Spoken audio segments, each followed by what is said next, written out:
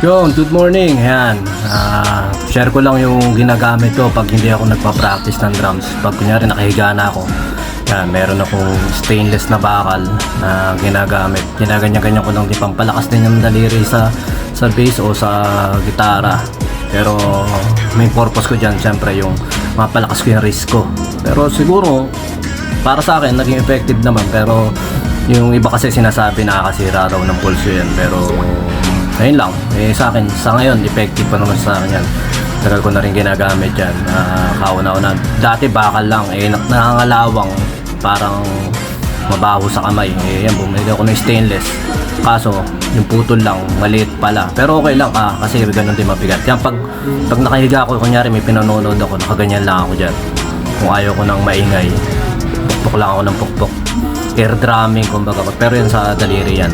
Ang pinalalakas ko karaniwan yung ring finger at saka yung middle finger. Yan, dalawa na yan. Pati yung hinliliit yan. Kasi para naman sa gitara yon. Yan, kaya ganyan-ganyan lang ako para akong tanga. Pero ano yan, kumbaga parang libangan ko na rin yan eh. Ewan ko, nakasanayan ko na.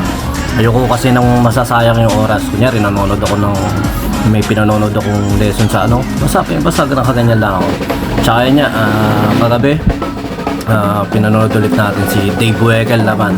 Ayun niya, nakita niyo yung angulo ng drum set ko, ang taas.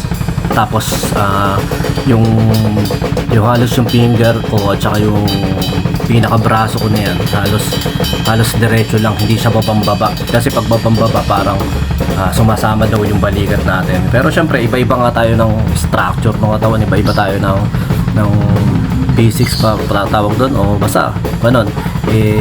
Kasi nga meron din naman iba nagda-drumming ng mababa, meron nagaganito. Kaya nga depende, pero ayun nga, sa tugtugan o sa technique, mas komportable kayong ganyan, lalo na sa lahat naman tayo nakalayan o nakaganyan. Pero ayun nga sabi niya, i-experiment mo pati yung tuning kagabi, iba rin yung technique niya. Pero ayun yan, halos pareho kami na talagang pinakailalim namin, parang tight, mas mataas ang tono ng ilalim kaysa dito sa top heads. Yan.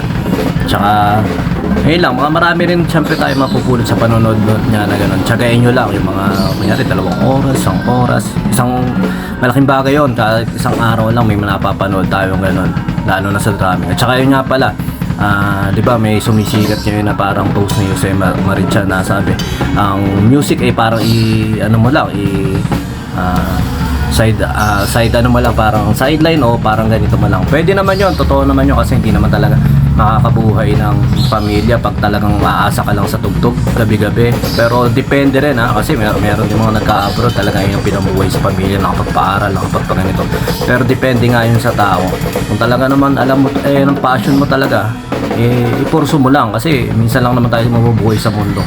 At saka siya, naging successful din naman siya sa pagpurso ng pagkanta niya. Doon siya nakilala, doon siya umunlad, doon siya nagkaroon ng opportunity sa buhay. Pero siguro, mayaman na rin yun. Karaniwan naman sa mga nagpupush talaga ng music, halos may mga sinabi rin sa buhay. Kasi nga, ang music napaka time consuming. Kung hindi ka magpa-practice, hindi mo paglalaanan ng oras, wala talaga. Kaya nga, yan, syempre mapalad din ako dahil marami akong oras. Kasi nga, ang ginagawa lang naman natin pag ma-market doon sa Sounds and Lights natin, pagkakausap ng mga client. Kaya pag wala na akong oras na alam ko matumal yung kausap ko, matumal yung oras na hindi yung ng client, yan, nagpa-practice tayo. Tapos nanonood tayo ng kung ano makakapagpa-improve sa atin, diskarte rin sa negosyo, diskarte rin sa ganyan. Basta pag passion mo yan, tuloy mo lang. Kasi ayun lang naman yung nilagay ni Lord sa puso mo para makapagpa-enjoy sa'yo.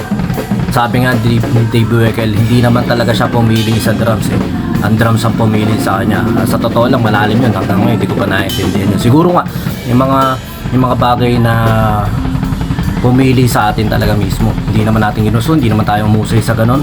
Pero wala, masarap na ginagawa natin yung bagay na yun. Ayun yung tinatawag na passion talaga.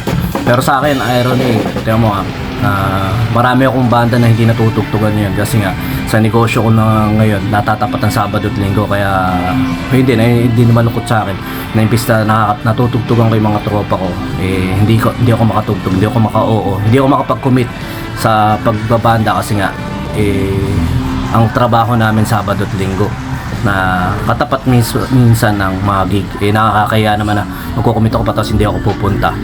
Nagpractice sila, naglaan din sila ng oras. Ayun lang, basta sa music, hindi natin alam kung saan tayo dadalhin yan, pero isa lang yan, sa bawat araw-araw na ginagawa natin, iba yung pakiramdam. Masarap talagang tumugtog, masarap talagang i-embrace sa music. Ayun lang, basta tuloy-tuloy lang sa mga bagang mag-attempt dyan, mga batang drummer o batang musicians. Basta kung ano yung hilig nyo, pursue nyo lang. Kung magiging side hustle lang, magiging side income lang sa inyo to, tuloy nyo lang, tapusin nyo pag-aaral nyo. Ayun, isa pa yun, malaking bagay din yan syempre.